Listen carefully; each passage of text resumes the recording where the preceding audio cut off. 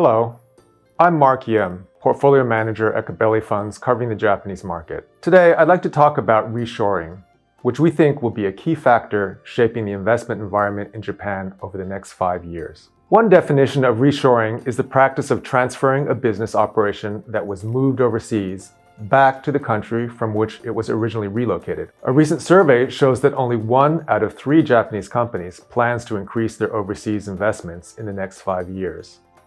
This is quite a come down from the 2 out of 3 in 2013.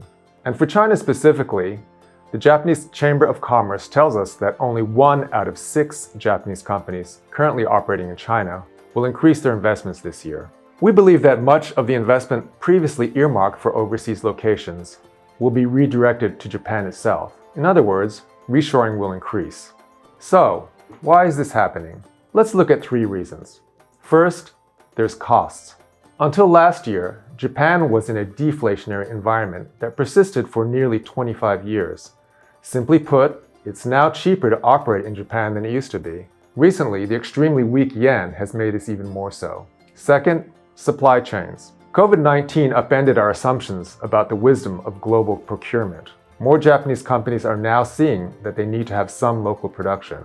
And finally, there's geopolitics. US-China trade tensions are convincing more Japanese companies to be circumspect about further investment in China. And there's another factor in Japan's favor I'd like to mention. In May of this year, Japan passed a massive infrastructure spending plan that has many parallels with the Inflation Reduction Act in the US. This so-called Green Transformation Law foresees $1 trillion in spending over the next 10 years, mainly for EV-related infrastructure and alternative energy. Separate measures to promote the semiconductor industry have also been approved. All of this could very well lead to a revival of the Japanese industrial base and more generally to a revival of the domestic economy.